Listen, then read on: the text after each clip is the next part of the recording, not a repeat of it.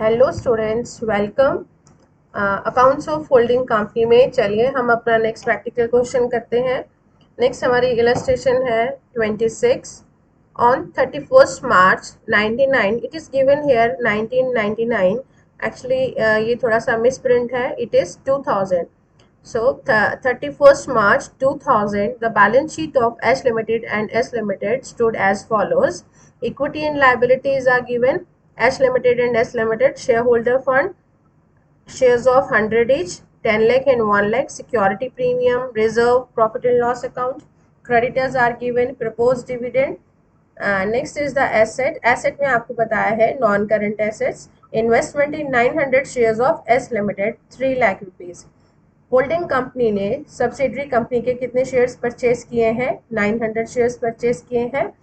अब कितना percent purchase किया है ये हम कैलकुलेट कर सकते हैं। यहाँ पर एस लिमिटेड की देखिए शेयर कैपिटल है ₹1 लाख। 100 रुपीज़ का एक शेयर है तो नंबर ऑफ शेयर्स हम कैलकुलेट कर सकते हैं।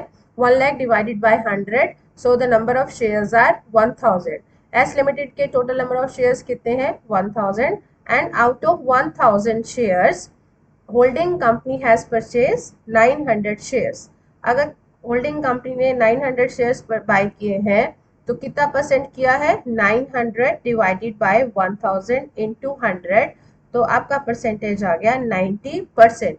होल्डिंग कंपनी ने सब्सिडरी कंपनी को कितना परसेंट ओन किया है? 90%। और जो रिमेनिंग 10% है that percentage belong that 10% belongs to minority interest।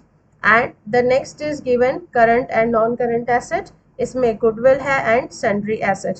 Goodwill आपको देखिए यहाँ पे जो अमाउंट है ये भी अमाउंट थोड़े मिस प्रिंट है।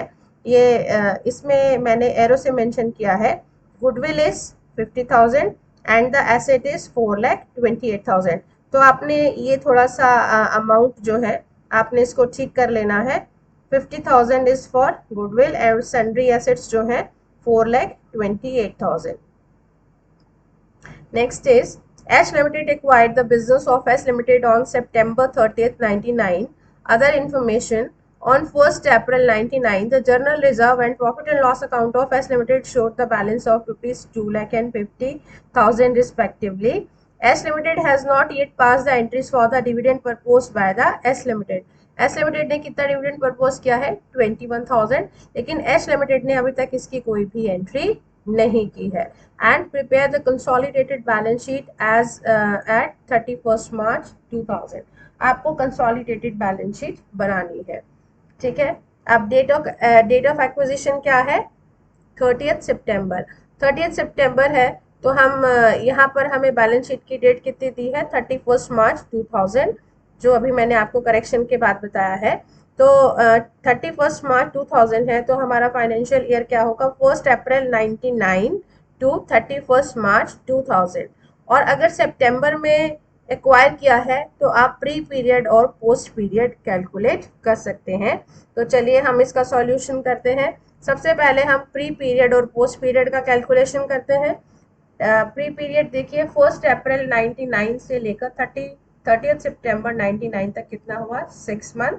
और पोस्ट पीरियड हुआ 30th September से 31st March तक का, ये भी हमारा कितना हुआ? 6 मंथ, ठीक है। तो 6 महीने हमारे डिवाइड हो गए। 6 month for the pre period and 6 month for the post period. Now what we have to do? We have to prepare profit and loss appropriation account. Profit and loss appropriation account में देखिए profit का opening balance कितना था? आपको opening balance दिया हुआ है 50,000, profit and loss का 50,000, और क्लोजिंग बैलेंस सब्सिडरी कंपनी का कितना दिया है? 87,000, ठीक है। ओपनिंग बैलेंस 50,000 है और क्लोजिंग बैलेंस है 87,000। प्रपोज डिविडेंड, कितना डिविडेंड प्रपोज किया है एस लिमिटेड ने? 21,000। And transfer to reserve, reserve में कितना ट्रांसफर किया है? रिजर्व देखिए लास्ट में थे 2 लाख।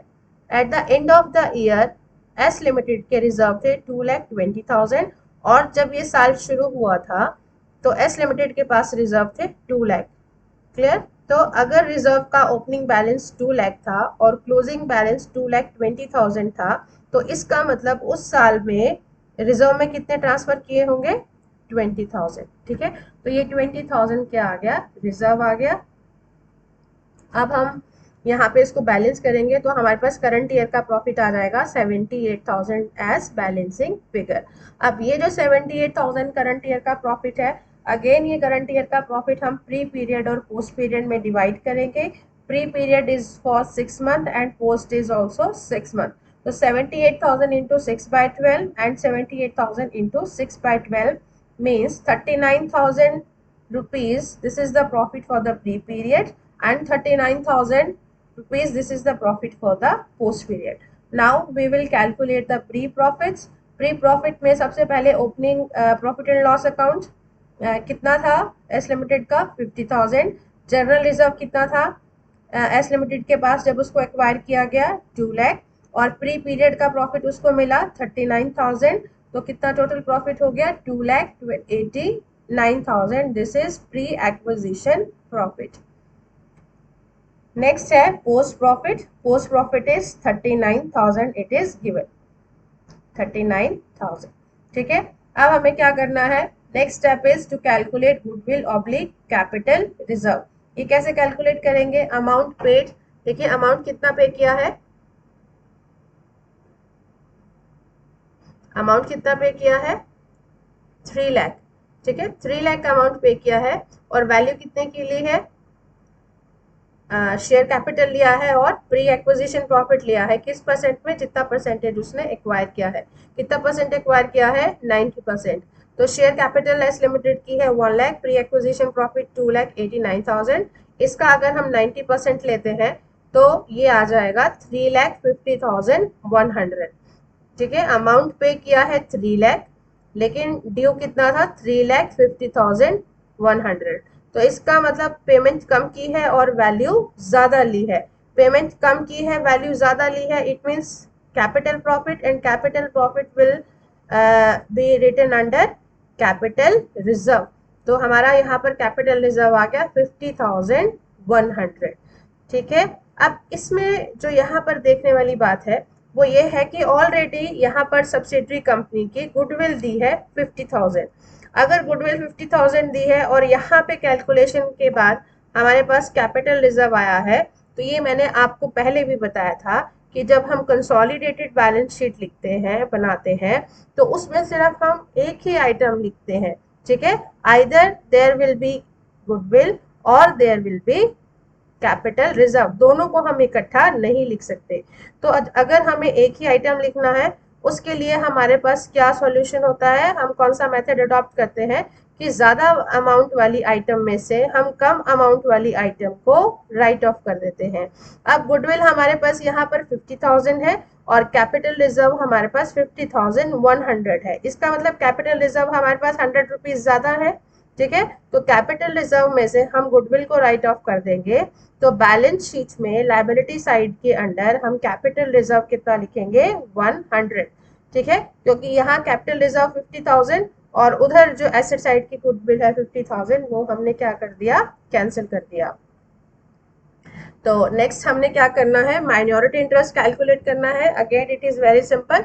माइनॉरिटी इंटरेस्ट कैसे कैलकुलेट करते हैं, share capital plus pre acquisition profit plus post acquisition profit, और किस परसेंट में, जितना परसेंट माइनॉरिटी इंटरेस्ट को मिलना है। अगर होल्डिंग कंपनी ने 90% ओन किया है तो माइनॉरिटी इंटरेस्ट कितना होगा 10%। तो शेयर कैपिटल का, प्री एक्विजिशन प्रॉफिट का और पोस्ट एक्विजिशन प्रॉफिट का 10% अगर हम लेते हैं तो माइनॉरिटी इंटरेस्ट कितना आ गया 42,800। अब हम कंसोलिडेटेड बैलेंस शीट बना सकते हैं। Consolidated balance sheet as on 31 March 2000। तो सबसे पहले शेयर कैपिटल होल्डिंग कंपनी की गिवन है 10 लाख, माइनॉरिटी इंटरेस्ट 42,800, ये अभी हमने कैलकुलेट किया है। कैपिटल रिजर्व ये मैं अभी आपको बताया था 50,100 आया था और 50,000 की गुडविल थी।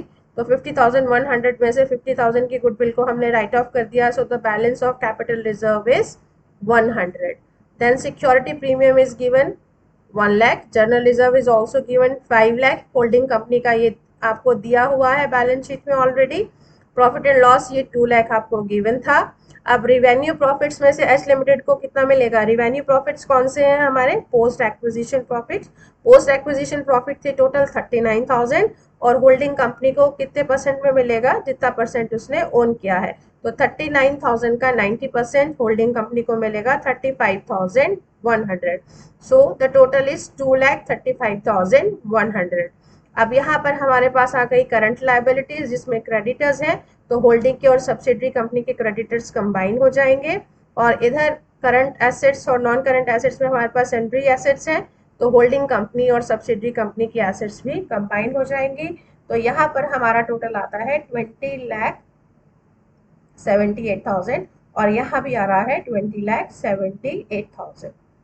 ठीक है, तो वही बात है जो मैंने आपको पहले भी बताया है, प्रीवियस लेक्चर्स में भी मैंने मेंशन किया है कि हम कंसोलिडेटेड बैलेंस शीट में हमारा जो बैलेंस शीट का टोटल है वो इक्वल आना चाहिए, और अगर इक्वल है तो ये अपने आप में एक सेल्फ वेरिफिकेशन है कि आपका क्वेश्चन सही है। ठीक है, नेक्स्ट आता है illustration 27। On 31st March 99 the balance sheet of S Limited and S Limited stood as follows। Share capital है, रिजर्व 1 अप्रैल 98। देखिए अगर 31 मार्च 99 की बैलेंस शीट है तो ये फाइनेंशियल ईयर क्या होगा, 1 अप्रैल 98 से 31 मार्च 99। और 1 अप्रैल 98 के बैलेंसेस दिए हैं तो ये ओपनिंग बैलेंस हो गए। प्रॉफिट एंड लॉस दिया है, बैलेंस ऑन 1 अप्रैल 98 का प्रॉफिट एंड लॉस अकाउंट का बैलेंस दिया है। प्रॉफिट दिया है उस साल का 98-99 का प्रॉफिट उस साल में कितना अर्न किया। Debentures are given, creditors, bills payable. इसके बाद आता है इन्वेस्टमेंट इन 12,000 शेयर्स। अगर इन्वेस्टमेंट 12,000 शेयर्स में है तो हम यहाँ पर फिर से परसेंटेज कैलकुलेट कर सकते हैं। हम यहाँ पे नंबर ऑफ शेयर्स देखें, टोटल शेयर कैपिटल कितना है 15 लाख। 15 लाख डिवाइडेड बाय 100, तो टोटल नंबर ऑफ शेयर्स कितने आ गए 15,000। तो 15,000 में से कितने शेयर्स खरीदे हैं होल्डिंग कंपनी ने 12,000। अगर 12,000 शेयर्स खरीदे हैं तो आप परसेंटेज कैलकुलेट कर लीजिए, कितना आएगा परसेंटेज। 12,000 डिवाइडेड बाय 15,000, तो ये आपका आ गया 80%। ठीक है,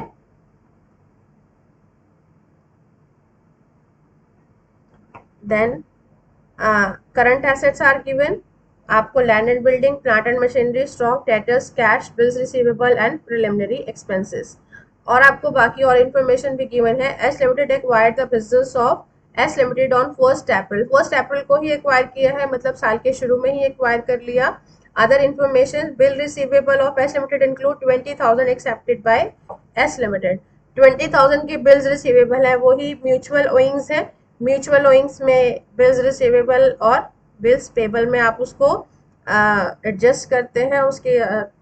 नेक्स्ट आता है accounts receivable of S limited include 50,000 due from S limited. Inventories of S limited includes the goods purchase from S limited for rupees 1,25,000 which was invoiced by S Limited at a profit of 25% on cost।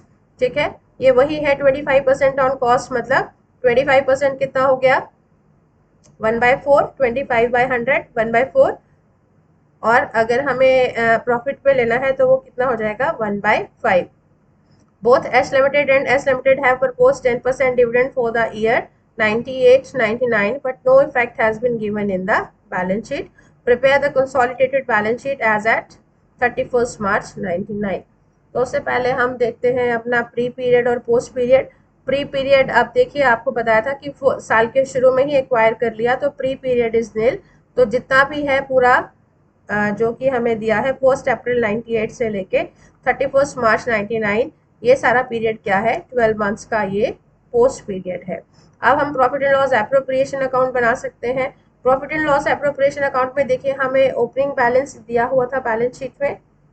Balance sheet में देखिए आपको opening balance दिया है 1 अप्रैल का, profit and loss account का 1 अप्रैल का दिया है 2,50,000 और साल का प्रॉफिट दिया है 4 लाख। ठीक है, तो ओपनिंग बैलेंस है 2,50,000 और उस साल में प्रॉफिट अर्न किया 4 लाख का, तो टोटल प्रॉफिट साल के एंड में कितना हो गया, closing balance profit and loss account का कितना हुआ 6,50,000। क्लियर। अब हमें करंट ईयर के प्रॉफिट को देखना है। करंट ईयर का प्रॉफिट प्री और पोस्ट में डिवाइड करना है। प्री पीरियड इज नील, तो प्री पीरियड का प्रॉफिट भी नील होगा और ये जो 4 लाख है, 4 लाख फिर ये सारा कौन से मतलब पीरियड का प्रॉफिट है? This is profit for the post period. जो 4 लाख का प्रॉफिट है, ये 4 लाख का प्रॉफिट सारा किससे रिलेटेड है? पोस्ट पीरियड से। नेक्स्ट आता है, हमने वही प्री प्रॉफिट्स कैलकुलेट करने हैं। प्री प्रॉफिट्स में हमें ओपनिंग बैलेंस दिया है प्रॉफिट एंड लॉस अकाउंट का 2,50,000, जनरल रिजर्व दिया है 4 लाख, और करंट ईयर का प्रॉफिट निल था, और प्रिलिमिनरी एक्सपेंसेस भी गिवन थे हमें सब्सिडरी कंपनी के, वो हमने राइट ऑफ कर दिए, तो हमारे पास प्री एक्विजिशन प्रॉफिट आ गया 5,50,000, और पोस्ट प्रॉफिट हमें हमारे पास आया है 4 लाख। ठीक है, अब हमें गुडविल और कैपिटल रिजर्व का कैलकुलेशन करना है, वो आपको पता है कैसे करना है। परचेज कंसिडरेशन होल्डिंग कंपनी ने कितना दिया है सब्सिडरी को बाय करने के लिए? 17 लाख। और वैल्यू कितनी ली है? वैल्यू किसकी ली होगी? शेयर कैपिटल और प्री एक्विजिशन प्रॉफिट किस परसेंटेज में? जितना परसेंटेज उसने एक्वायर किया है, और वो परसेंटेज क्या है? 80%। ये अभी आपको पहले बताया था मैंने कैलकुलेट करके। ठीक है, तो इक्विटी शेयर कैपिटल कितना था? 15 लाख सब्सिडरी का। प्री एक्विजिशन प्रॉफिट ये अभी हमने कैलकुलेट किए हैं 5,50,000। इसका 80% होल्डिंग ने एक्वायर किया है, तो इसका 80% कितना आया? 16,40,000। होल्डिंग कंपनी ने 16,40,000 जो है उसकी वैल्यू ली है, लेकिन पेमेंट कितनी की है? 17 लाख की पेमेंट ज्यादा की है। और ज्यादा पेमेंट किस चीज की है? This is amount of goodwill. ठीक है, और कंसोलिडेटेड बैलेंस शीट में गुडविल हम कहाँ मेंशन करेंगे? एसेट साइड में। उसके बाद माइनॉरिटी इंटरेस्ट कैलकुलेट करना है। अगेन माइनॉरिटी इंटरेस्ट वही है, रिमेनिंग परसेंटेज कितना है? 20%। तो 20% of share capital plus 20% of pre acquisition profit plus 20% of post acquisition profit, ये हमारा माइनॉरिटी इंटरेस्ट आ जाएगा 4,90,000। और ये जो हमारा अनरियलाइज प्रॉफिट था स्टॉक में, ये मैंने अभी आपको बताया कितना था? 1,25,000 का, और 25% अबव कॉस्ट था। तो 25% अबव कॉस्ट मीन्स 1/4, और उसमें हमने एक 1 ऐड कर दिया तो 1/5 हो गया। तो ये कितना आ गया? 1,25,000 इंटू 1/5, कितना आ गया? ये profit included in the sales value 25,000। ठीक है, अब हम कंसोलिडेटेड बैलेंस शीट बना सकते हैं इजीली। होल्डिंग कंपनी की कंसोलिडेटेड बैलेंस शीट में होल्डिंग कंपनी की शेयर कैपिटल आ जाएगी 3 लाख। माइनॉरिटी इंटरेस्ट अभी हमने कैलकुलेट किया है 4,90,000। जनरल रिजर्व आपको होल्डिंग का गिवन है 8 लाख। प्रॉफिट एंड लॉस में जनरल आपका होल्डिंग कंपनी का दिया है 8 लाख। होल्डिंग कंपनी को रिवेन्यू प्रॉफिट्स मतलब पोस्ट प्रॉफिट में से जो पोस्ट एक्विजिशन थे 4 लाख, 4 लाख में से कितना मिला है? 80%। 20% तो माइनॉरिटी इंटरेस्ट में चला गया, और 80% किसके पास आया है? होल्डिंग के पास 3,20,000। ठीक है, अनरियलाइज प्रॉफिट, अब जो प्रॉफिट स्टॉक में एडेड था लेकिन वो स्टॉक ही सेल नहीं हुआ, वो ऐसे ही रह गया, तो वो प्रॉफिट अनरियलाइज था। अनरियलाइज प्रॉफिट की क्या एडजस्टमेंट होती है कि यहाँ पर हम एक बार अपने प्रॉफिट्स में से लेस करते हैं, और दूसरा उसको स्टॉक में से भी लेस करके शो किया जाता है। ठीक है, तो यहाँ पे अनरियलाइज प्रॉफिट है हमारा 25,000, और यहाँ पर भी देखिए स्टॉक में से म्यूचुअल ओइंग्स में ये अनरियलाइज प्रॉफिट 25,000 हमने लेस किया है। तो एक 25,000 यहाँ पर और एक 25,000 यहाँ पर, ये इसकी एडजस्टमेंट है। उसके बाद आता है प्रपोज डिविडेंड। प्रपोज डिविडेंड कितना है? 3 लाख, ये भी माइनस होगा, और एक प्रपोज डिविडेंड हम यहाँ से माइनस करते हैं, और एक हम बैलेंस शीट में यहाँ पर इक्विटी एंड लायबिलिटी में भी शो करते हैं। क्लियर? देन डिबेंचर्स आ गए। डिबेंचर्स हैं 10 लाख के, और करंट लायबिलिटीज में बीपी बिल्स पेबल था 60,000 था एस लिमिटेड का, और 30,000 एस लिमिटेड का, लेकिन म्यूचुअल ओइंग्स थी। आपको क्वेश्चन में दी थी म्यूचुअल ओइंग्स। ये bills receivable of S limited include 20,000 accepted by S limited, कि जो बिल रिसीवेबल एस लिमिटेड का था, तो वो बिल पेबल किसके लिए होगा? एस लिमिटेड के लिए। लेकिन अब हमने बैलेंस शीट कंसोलिडेट कर दी, तो वो उसका म्यूचुअल ओइंग्स का क्या इफेक्ट होगा कि हमने उसको दोनों तरफ से माइनस करना है। ठीक है, यहाँ पर बिल्स पेबल में से ये 20,000 हमने माइनस कर दिया, और इधर बिल रिसीवेबल में से ये 20,000 जो है यहाँ पर माइनस हो गया। म्यूचुअल ओइंग्स का ये है। उसके बाद आते हैं क्रेडिटर्स। क्रेडिटर्स में भी हमने एच लिमिटेड और एच लिमिटेड के कंबाइन किए, लेकिन फिर आपको एक जो है इंफॉर्मेशन गिवन थी, accounts receivable of H limited include 50,000 due from H limited. ठीक है, तो एक के डेटर हुए और एक के क्रेडिटर हैं, तो हमने उसको डेटर्स और क्रेडिटर्स में भी एडजस्ट करना है, वो ही म्यूचुअल ओइंग्स लिख के। तो क्रेडिटर्स में से हमने म्यूचुअल ओइंग्स यहाँ पर 50,000 लेस कर दिया, और यहाँ हमने डेटर्स में से म्यूचुअल ओइंग्स 50,000 लेस कर दिया। तो ये हमारी म्यूचुअल ओइंग्स की एडजस्टमेंट है। पहले बिल्स पेबल में से यहाँ पर म्यूचुअल ओइंग्स 20,000 माइनस किया, और जब हमने बिल्स पेबल में से किया तो बिल्स रिसीवेबल में से भी करेंगे 20,000। यहाँ पर जो हमने क्रेडिटर्स में से माइनस किया है 50,000, वो हम यहाँ पर डेटर्स में से भी करेंगे 50,000। और अनरियलाइज प्रॉफिट की क्या एडजस्टमेंट थी, यहाँ प्रॉफिट्स में से लेस करेंगे और यहाँ स्टॉक में से लेस करेंगे। तो ये सारी एडजस्टमेंट करके हम अपनी बैलेंस शीट को का टोटल करेंगे, and the total should be equal. ठीक है, चलिए नेक्स्ट इसमें टॉपिक आता है adjustment of revaluation of fixed asset, कि जब भी होल्डिंग कंपनी सब्सिडरी कंपनी को एक्वायर करती है तो एक्विजिशन के टाइम पर सब्सिडरी कंपनी की एसेट्स को रीवैल्यू किया जाता है, और रीवैल्यू करने के टाइम पर देखते हैं कि एसेट्स की वैल्यू कम हुई है या ज़्यादा हुई है। ठीक है, बैलेंस शीट में जो उनकी वैल्यू लिखी है उस बुक वैल्यू से मार्केट वैल्यू ज़्यादा है या कम है, और जो भी कम ज़्यादा होती है उसका फिर क्या इफेक्ट पड़ता है। At the time of acquisition of shares, fixed asset may be revalued by the subsidiary company. In such a case, if the value of fixed asset increases, it is treated as the capital profit. अगर fixed asset की value increase होती है तो हमारा capital profit increase हुआ है, तो उसको हम capital profit treat करते हैं, और जो हमारे capital profit हैं those profits are added to pre-acquisition profits। ठीक है, but if the value of fix asset decreases, अगर फिक्स एसेट की वैल्यू डिक्रीज हुई है, किससे हम कंपेयर कर रहे हैं कि इंक्रीज हुई है या डिक्रीज हुई है, we are comparing the value which is written in the books, कि जो फिक्स एसेट की वैल्यू बुक्स में लिखी गई है उससे कंपेयर कर रहे हैं कि एक्चुअल में उनकी मार्केट वैल्यू कितनी है।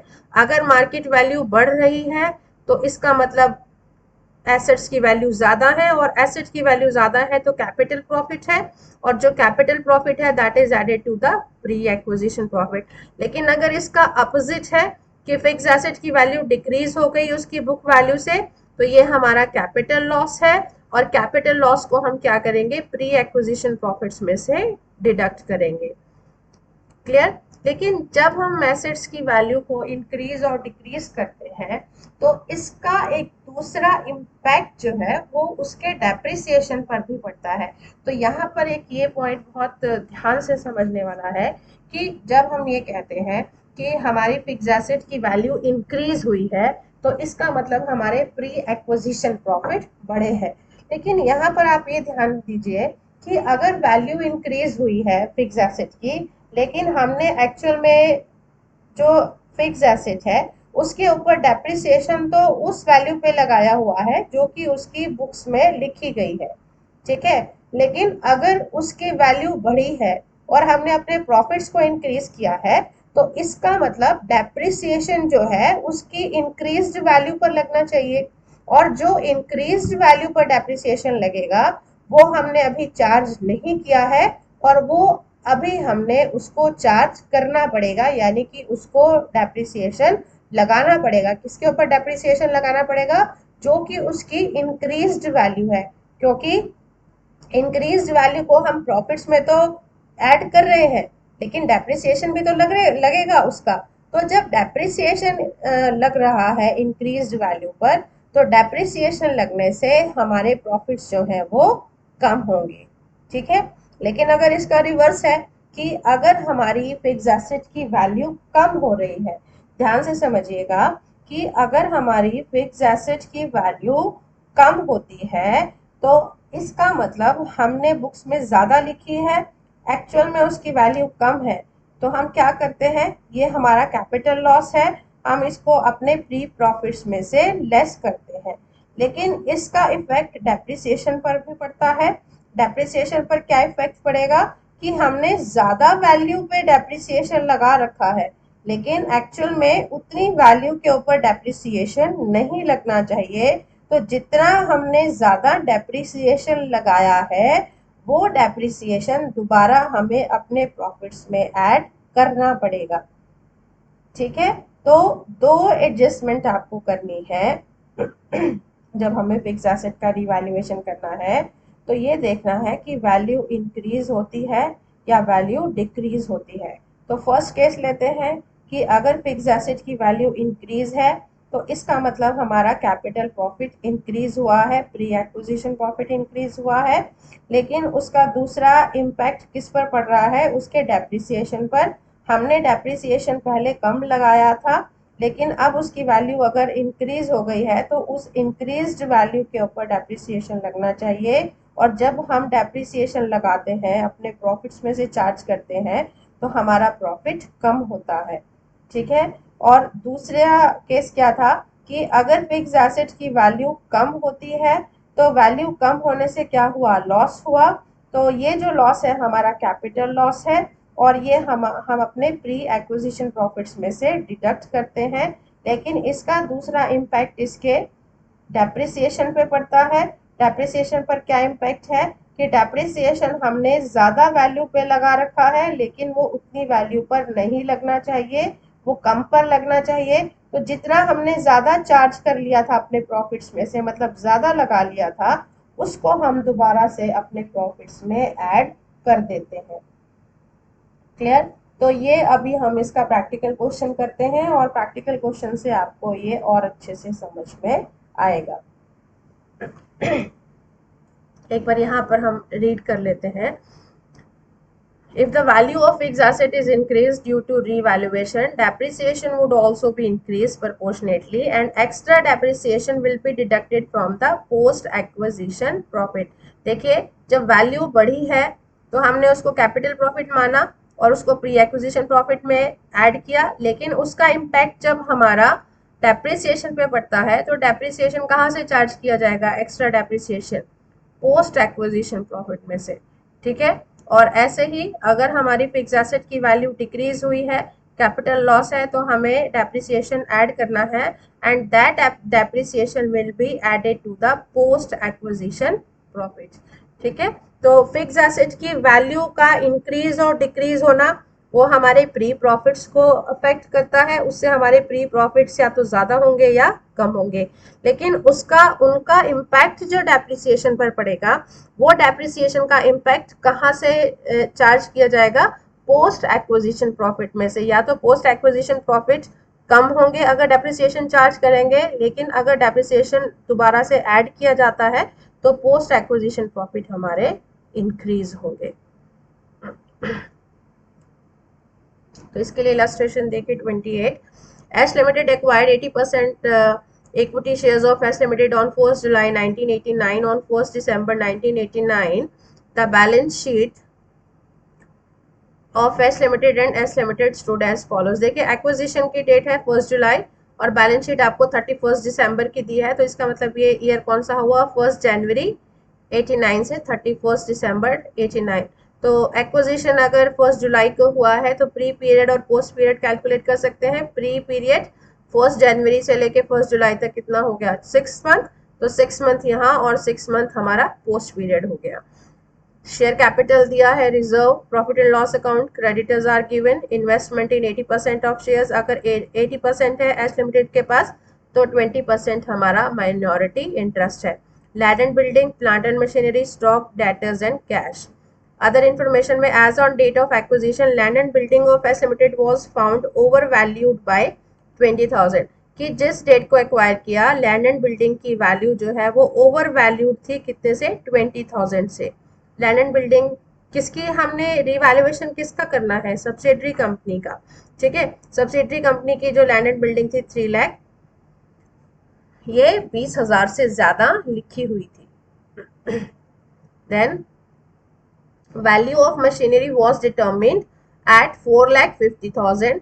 Depreciation on machinery is at the rate 10% per annum on diminishing balance method.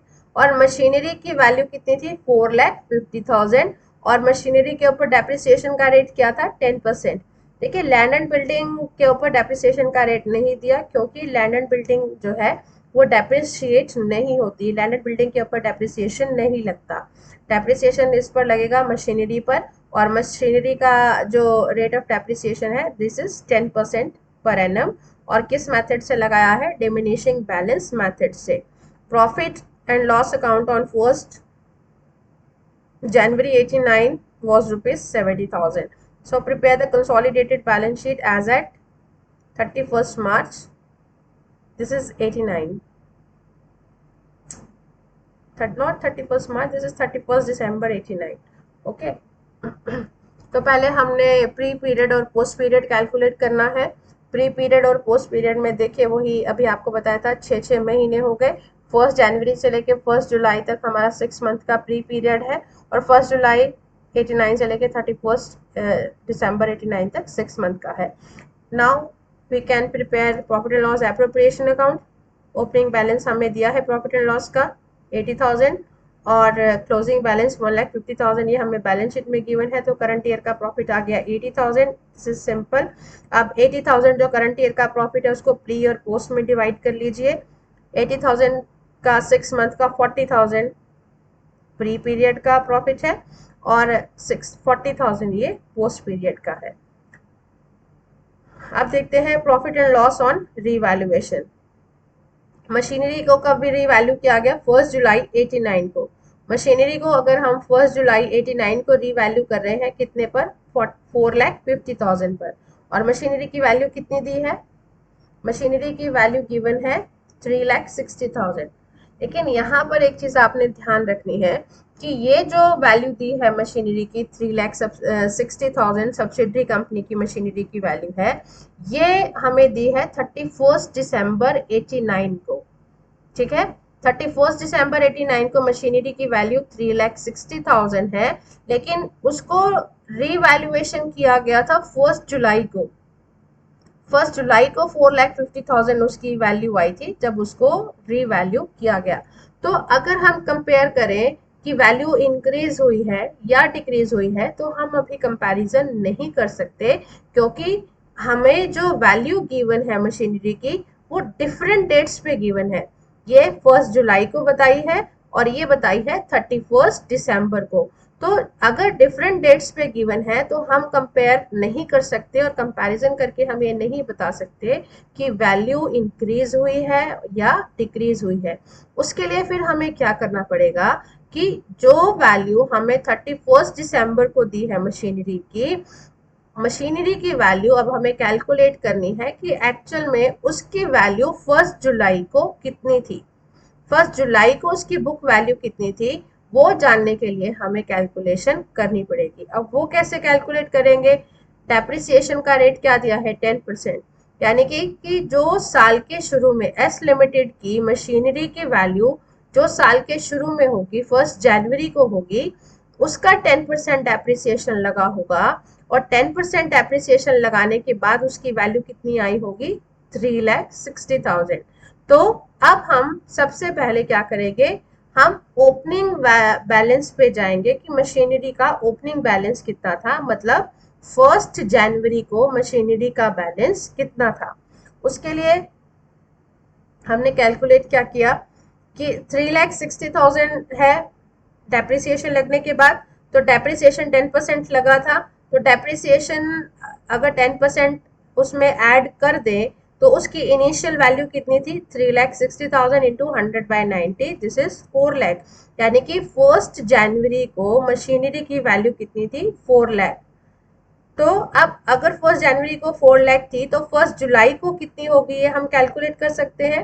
कैसे कैलकुलेट करेंगे, हम डेप्रिसिएशन लगा देते हैं। डेप्रिसिएशन कैसे लगाएंगे, डेप्रिसिएशन का रेट है 10% और 1 जनवरी से लेके 1 जुलाई तक कितना टाइम हुआ 6 मंथ का। तो 10% से 6 मंथ का डेप्रिसिएशन अगर 4 लाख पे लगाते हैं, ये कितना आ गया 20,000, तो वैल्यू आ गई मशीनरी की 3,80,000। ठीक है, तो 3,80,000 1 जुलाई को मशीनरी की वैल्यू बुक्स में थी। लेकिन उसी टाइम जब उसको रीवैल्यू किया गया तो उसकी एक्चुअल वैल्यू कितनी थी, 4,50,000। तो कितनी इंक्रीज हुई है profit on revaluation of machinery, 70,000। तो ये जो 70,000 की मशीनरी मतलब वैल्यू इंक्रीज हुई है, ये हमारा प्रॉफिट है। ये प्रॉफिट हम कहाँ ऐड करेंगे, अपने प्री एक्विजिशन प्रॉफिट्स में। लेकिन ये जो वैल्यू इंक्रीज हुई है, इस इंक्रीज्ड वैल्यू के ऊपर डेप्रिसिएशन लगना चाहिए। डेप्रिसिएशन कैसे चार्ज करेंगे, डेप्रिसिएशन का रेट क्या बताया है, 10%। तो 70,000 इंटू 10/100 और कितने महीने का लगेगा, 6 महीने का लगेगा, क्योंकि 1 जुलाई से लेके 31 दिसंबर तक का 6 महीने का डेप्रिसिएशन कितना है, 3500। तो ये डेप्रिसिएशन लेस होगा पोस्ट एक्विजिशन प्रॉफिट में से, और 70,000 प्रॉफिट ऐड होगा हमारा प्री एक्विजिशन प्रॉफिट में। ठीक है, तो चलिए अब हम प्री प्रॉफिट्स कैलकुलेट करते हैं। Opening profit and loss account 70,000, journal reserve दिया है आपको 2 lakh, current year profit for the pre period 40,000, profit on revaluation of machinery 70,000 अभी जो हमने किया, और revaluation of land and building, land and building का 20,000 ओवर वैल्यूड था, तो मतलब ज्यादा लिखी थी तो हमें क्या करना है, कम करना है। तो ये हमने यहाँ वैल्यू तो कम कर दी, लेकिन लैंड एंड बिल्डिंग के ऊपर डेप्रिसिएशन का कोई भी ट्रीटमेंट नहीं होगा, क्योंकि अभी आपको मैंने बताया है लैंड एंड बिल्डिंग के ऊपर कभी भी डेप्रिसिएशन नहीं लगता। लैंड एंड बिल्डिंग की वैल्यू टाइम के साथ हमेशा बढ़ती है, कम कभी भी नहीं होती। तो बाकी एसेट्स जिनकी वैल्यू टाइम के साथ कम होती है, उसके ऊपर हम डेप्रिसिएशन चार्ज करते हैं, लेकिन जिस चीज़ों की वैल्यू, जिस एसेट की वैल्यू समय के साथ इंक्रीज होती है, वहां पर डेप्रिसिएशन ना होकर एप्रिसिएशन होता है। ठीक है, तो इसीलिए लैंड एंड बिल्डिंग का डेप्रिसिएशन का कोई कैलकुलेशन नहीं है। कैलकुलेशन डेप्रिसिएशन की किसकी है, सिर्फ मशीनरी की है। लेकिन लैंड एंड बिल्डिंग की थोड़ी वैल्यू ओवर वैल्यू थी, वो हमने माइनस कर दिया, तो ये हमारे पास प्री एक्विजिशन प्रॉफिट आ गया। पोस्ट एक्विजिशन प्रॉफिट हमारे पास था 40,000 का, और ये जो मशीनरी की वैल्यू इंक्रीज हुई थी उसके ऊपर हमने जो डेप्रिसिएशन लगाया है 3500 का, ये हमने पोस्ट एक्विजिशन प्रॉफिट से चार्ज किया।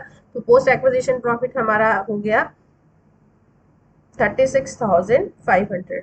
फिर वही है सब जो हमने अभी तक सभी क्वेश्चन में रिपीट किया है, गुडविल और कैपिटल रिजर्व का कैलकुलेशन। अमाउंट पेड है 5 लाख का, और वैल्यू कितनी ली है, शेयर कैपिटल और प्री एक्विजिशन प्रॉफिट 80%। तो 80% की वैल्यू है 7,68,000। वैल्यू ज़्यादा ली है, पेमेंट कम की है, तो इसका मतलब the balance is capital reserve. Minority interest calculate कर सकते हैं, 20% of share capital plus 20% of pre acquisition plus 20% of post acquisition. तो माइनॉरिटी इंटरेस्ट आ गया 1,99,300। अब कंसोलिडेटेड बैलेंस शीट बनानी आसान है, आप बना सकते हैं। Share capital 8 lakh, minority interest हमने कैलकुलेट किया है अभी 1,99,300। Then capital reserve, general reserve, profit and loss account, revenue profit जो एच लिमिटेड को मिलेगा, पोस्ट प्रॉफिट का 80% 36,500, इसमें से आपका होल्डिंग को मिल रहा है 29,200। क्रेडिटर्स कंबाइन हो गए। इधर एसेट्स में हमारी लैंड एंड बिल्डिंग, लेकिन लैंड एंड बिल्डिंग की वैल्यू ओवर वैल्यूड थी, वो ओवर वैल्यू को हमने कम कर दिया, 20,000 लेस कर दिया, तो ये वैल्यू आ गई। Plant and machinery, plant and machinery की वैल्यू, पहले प्लांट एंड मशीनरी दोनों के कंबाइन किए, फिर उसकी वैल्यू इंक्रीज हुई थी, कितनी हुई थी इंक्रीज होकर, 70,000। तो ये 70,000 ऐड कर दिया, लेकिन उसका डेप्रिसिएशन भी लगा था, तो डेप्रिसिएशन हम हमेशा एसेट की वैल्यू में से कम करते हैं। ठीक है, एसेट में से माइनस करते हैं, तो डेप्रिसिएशन हमने लेस कर दिया है 3500। तो ये हमारे पास जो है प्लांट एंड मशीनरी की वैल्यू आ गई। स्टॉक को हमने कंबाइन कर दिया, डेटर्स को कंबाइन कर दिया, और कैश को कंबाइन कर दिया। तो ये सब करके हमें क्या करना है, टोटल करना है, and the total of both the sides should be equal. I think अब ये कॉन्सेप्ट आपको क्लियर होगा कि जब हम रीवैल्यूएशन करते हैं तो उसका जो इफेक्ट है वो एसेट की वैल्यू से लेके उसका प्री एक्विजिशन प्रॉफिट पर और पोस्ट एक्विजिशन प्रॉफिट पर कैसे पड़ता है। पोस्ट एक्विजिशन प्रॉफिट पर पड़ता है डेप्रिसिएशन का, और प्री एक्विजिशन पे पड़ता है एसेट्स का इंक्रीज होने का या फिर उसका डिक्रीज होने का। ठीक है, नेक्स्ट है illustration 29। S Limited acquired 80% of equity shares in S Limited on 1st April 2003. On 31st March 2004, the balance sheet of S Limited and S Limited stood as follows: share capital, reserve, profit and loss, creditors, investment 80% है, तो 80 और 20 का ratio हो गया। 20% for minority interest, plant and machinery, furniture, other assets. फिर आपको वही बताया है, reserve and profit and loss account of S limited stood at 50,000 and 30,000 respectively at the date of acquisition of 80% shares by S Limited. Machinery book value 2 lakh and furniture book value 40,000। ठीक है, ये machinery की value 2 lakh थी और furniture की 40,000। were revalued at 3 lakh and 30,000 for the purpose of revaluation. Prepare the consolidated balance sheet. अब हमें consolidated balance sheet से पहले कुछ ये प्री पीरियड और पोस्ट पीरियड कैलकुलेट कर लेते हैं। प्री पीरियड देखिए, फर्स्ट साल के शुरू में ही उसको एक्वायर कर लिया तो pre period is nil. Post period हो गया हमारा 1 अप्रैल 2003 से लेकर 31 मार्च 2004 तक। अब हम profit and loss appropriation account बना सकते हैं। बैलेंस, ओपनिंग बैलेंस आ गया 30,000, क्लोजिंग है 50,000। ट्रांसफर टू रिजर्व, देखिए ट्रांसफर टू रिजर्व भी आप बता सकते हैं। साल के एंड में कितना रिजर्व था, 1,50,000 और शुरू में कितना था 30,000, नॉट सॉरी, ये था 50,000, रिजर्व है 50,000।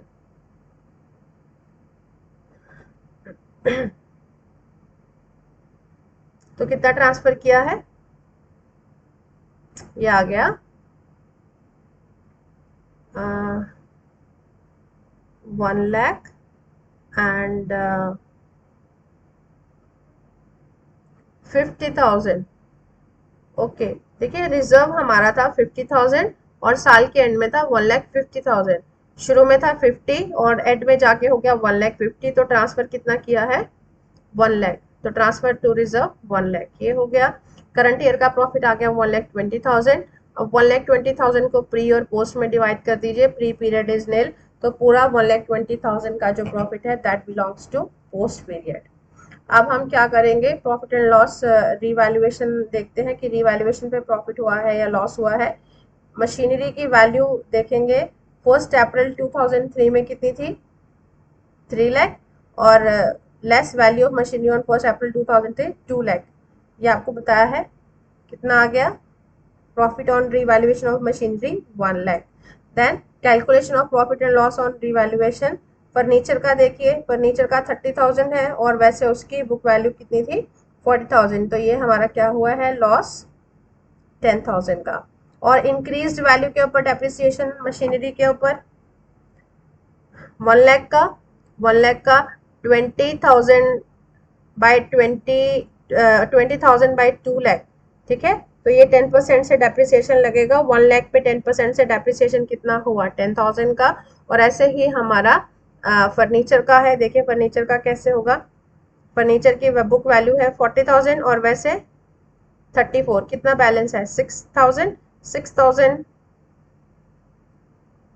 बाय 40,000, तो परसेंटेज कितना आ गया 6,000 डिवाइड बाय 40,000, ये आपका आ जाएगा। ठीक है, इसको कैलकुलेट कर सकते हैं आप और ये आ गया हमारा 15%।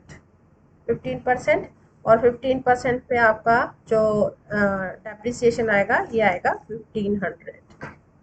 क्लियर। अब इसमें देखिए प्री प्रॉफिट्स कैलकुलेट करेंगे। Opening profit and loss account S limited का हमें दिया है 30,000, ये जनरल रिजर्व दिया है। प्री पीरियड का प्रॉफिट निल है और रिवैल्यूएशन मशीनरी का जो हुआ था प्रॉफिट हुआ था 1 लाख का, ये हमने ऐड कर दिया। लेकिन फर्नीचर का लॉस था वो हमने माइनस कर दिया प्री प्रॉफिट्स में। ठीक है, तो जब भी एसेट्स का रीवैल्यू करते हैं तो रीवैल्यू करते हुए अगर प्रॉफिट होता है तो प्रॉफिट को ऐड करते हैं प्री प्रॉफिट में, और अगर लॉस होता है तो उसको प्री प्रॉफिट्स में से लेस करते हैं। तो ये हमारे पास आ गया प्री एक्विजिशन प्रॉफिट। अब पोस्ट एक्विजिशन प्रॉफिट में हमने डेप्रिसिएशन का एडजस्टमेंट करना है। डेप्रिसिएशन कैसे एडजस्ट करेंगे, हमारा टोटल जो पोस्ट एक्विजिशन प्रॉफिट था 1,20,000 का, और जो मशीनरी फर्नीचर की वैल्यू इंक्रीज हुई है, उस इंक्रीज्ड वैल्यू जो था फर्नीचर की वैल्यू, सॉरी इंक्रीज नहीं हुई, डिक्रीज हुई है। वो जो लॉस था, हमने ज़्यादा वैल्यू पे डेप्रिसिएशन लगाया था, लेकिन वो उतना डेप्रिसिएशन नहीं लगना था। तो जितना हमने ज़्यादा डेप्रिसिएशन लगाया हुआ था उसको हम दोबारा से ऐड कर देंगे 1500।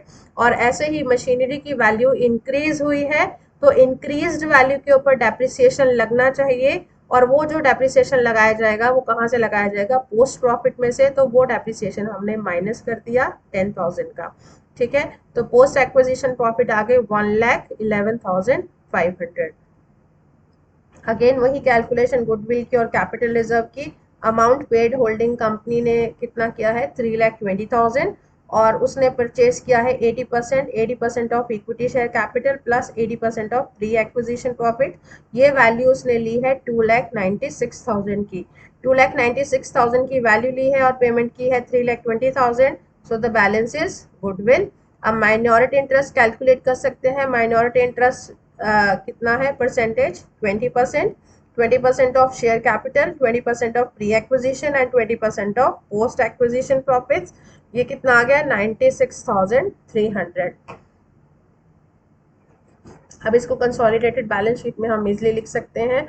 होल्डिंग कंपनी के शेयर कैपिटल है 13 lakh, minority interest 96,300, general reserve 4 lakh, profit and loss account holding का दिया है 2 लाख, और रिवेन्यू प्रॉफिट्स होल्डिंग को मिलेंगे 89,200, 80% मिलेंगे उसको पोस्ट एक्विजिशन में से। तो टोटल हो गया 2,89,200। और करंट लायबिलिटीज दोनों की कंबाइन हो गई। इधर गुडविल का हमारे पास बैलेंस आया था 24,000 का। फर्नीचर की वैल्यू एच लिमिटेड के पास 1 लाख थे, एस लिमिटेड के 34,000, और वैल्यू इंक्रीज हुई थी 1,500 की। और ये जो सॉरी वैल्यू डिक्रीज हुई थी, लॉस था, और ये जो डेप्रिसिएशन ज़्यादा लगाया था वो हमने दोबारा से ऐड कर दिया उसमें वैल्यू में उनकी। तो ये आ गया 1,25,500। इधर प्लांट एंड मशीनरी दोनों की कंबाइन हो गई, वैल्यू इंक्रीज हुई थी 1 लाख की, वो ऐड कर दी, और डेप्रिसिएशन लगा था, डेप्रिसिएशन लेस कर दिया। ठीक है, और बाकी एसेट्स भी हमने कंबाइन कर दी और दोनों का हमने टोटल कर दिया। और ये जो हमारा बैलेंस शीट है, ये हमारी बैलेंस शीट इक्वल है। ठीक है, तो अभी ये क्वेश्चंस हम यहीं तक करते हैं। So this is all about this lecture, rest we will do in the next. Thank you so much.